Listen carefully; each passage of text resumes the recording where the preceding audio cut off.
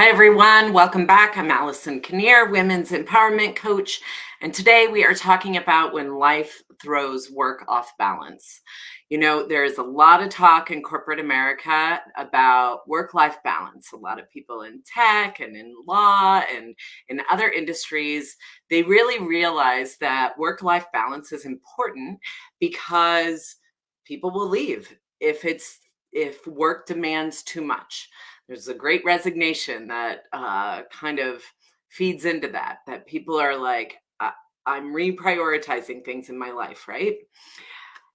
However, a lot of companies will try to increase work-life balance by bringing life stuff to work.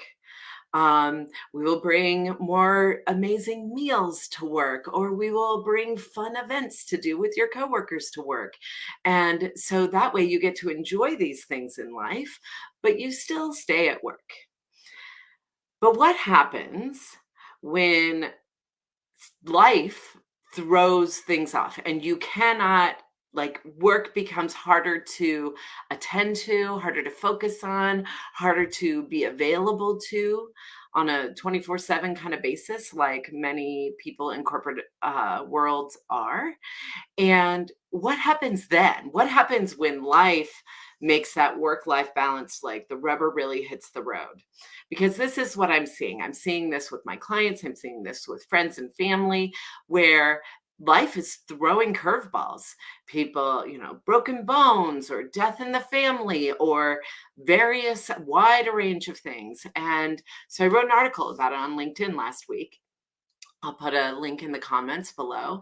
And then yesterday, I was also on LinkedIn and I came across an amazing, courageous leader. Her name is, I believe, if I'm saying it right, it's Leena Yousefi. And she's the CEO of something called YLaw up in Canada, which is a family law practice. And there's a photo of her in pain in her work clothes, talking about how she's 2 months pregnant with twins and the extreme amount of nausea, the extreme amount of energy, the depression, just kind of the grit of pregnancy. A lot of people think, oh, the glow of pregnancy.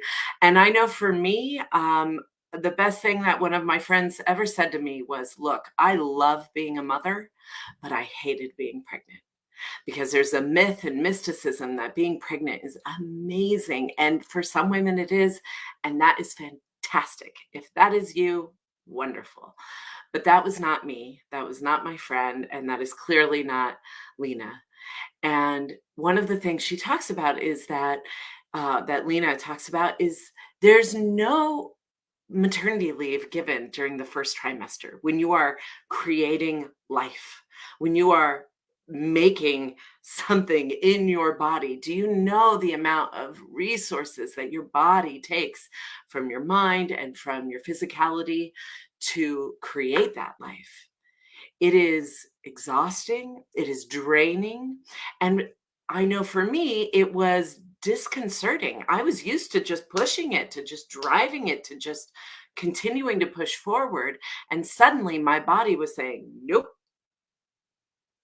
And for me, that nausea was pretty much present 24/7, and I threw up almost every day, sometimes multiple times a day. And I remember talking to my boss, pulled me in for a performance conversation. And she said, and that she was a new boss to me. And she's like, you're not really pushing it hard. Um, I expect a 24-hour turnaround with emails, and I was giving it maybe 36 hours. And she's like, and 24 hours is the max. I really want it in 12. And I said, I hear you, but I need you to know, like, I am nauseous 24/7. It's hard for me to eat. It's hard for me to sleep. I'm having all of these physical symptoms. And she was just stone faced. Sorry, this is the work. Can you do the work? If not, then go get yourself a doctor's note. Well, it was too early. There was no need for a bed rest or anything like that. I still had a lot of gas in the tank. I was just needing a little more time and grace. And so, because this was new, I was not used to not being an overachiever. I was not used to having performance conversations that were like, you're not doing enough.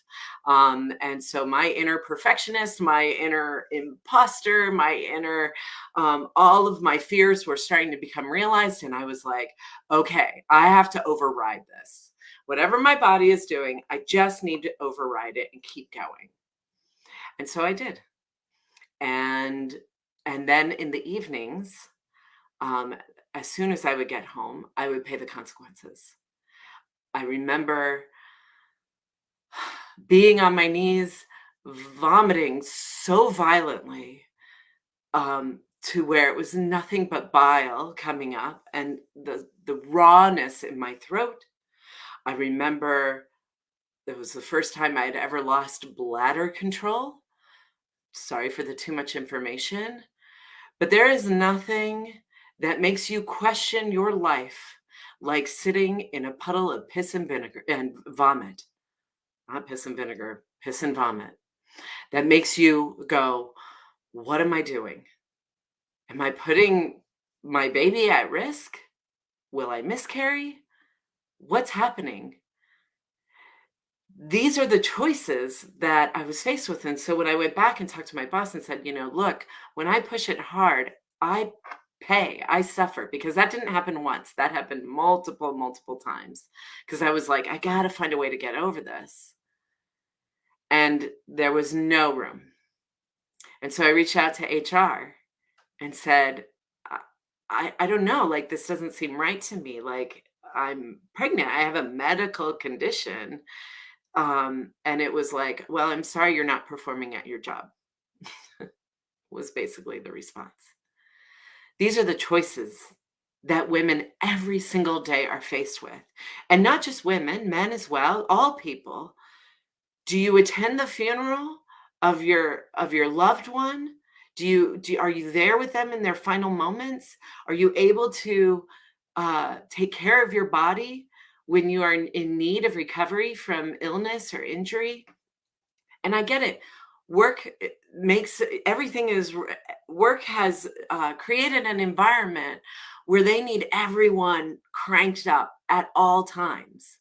They can run a razor fine edge around profit and needing people to be at that level at all times. But that is an inhumane policy. That is an inhumane structure. That is an inhumane system that people are making decisions around.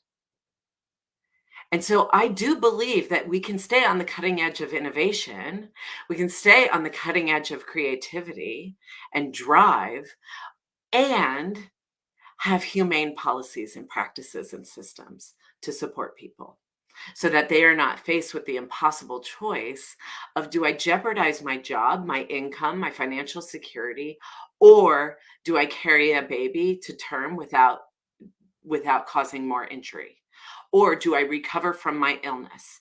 Or do I get to connect with my family member in their dying moments?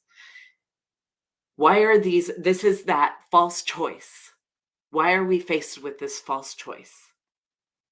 It doesn't have to be that way.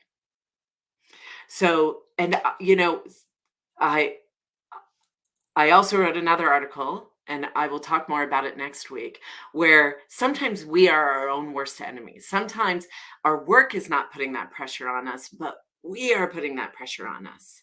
But here's the thing that I will say. Individuals tend to put more pressure on themselves to perform when they are in a work culture that feeds that kind of pressure, that doesn't give grace, that is always like, I know you said you would return this in 24 hours, but I really meant 12 hours. And so you returning this in 24 hours is actually late, even though we told you it was on time. If you work in a culture that is like that, then you will be harder on yourself. If you work in a culture that really stands by the humanity of their employees, then you will also have a little more grace. If you have a manager like mine who had no compassion for anyone who was ever underperforming in any way possible, no matter what the reason, then you will have stronger feelings of imposter syndrome. You will have more self doubt. You will be debilitated more often than not than if you have a manager who's like, I get it, I understand, I still need this, but how can I support you? How can you still meet the line, but also accommodate for what it is you need right now? Yeah. Sometimes we think it has to be either or, and it's not. Thank you all for watching, for tuning in. May you find a workplace environment that supports humanity. And if you are in leadership, may you be a leader who supports the humanity of your most precious asset, which are your colleagues and the people who work with you. If you're watching this on YouTube, welcome, welcome. If you haven't tuned into my YouTube channel, it's brand new. I'm just getting it all started. Feel free to pop on over and subscribe. I will see you all next week. And next week, we will be talking about when we are our own worst enemy. Oh, good stuff. All right. See you next week. Bye-bye.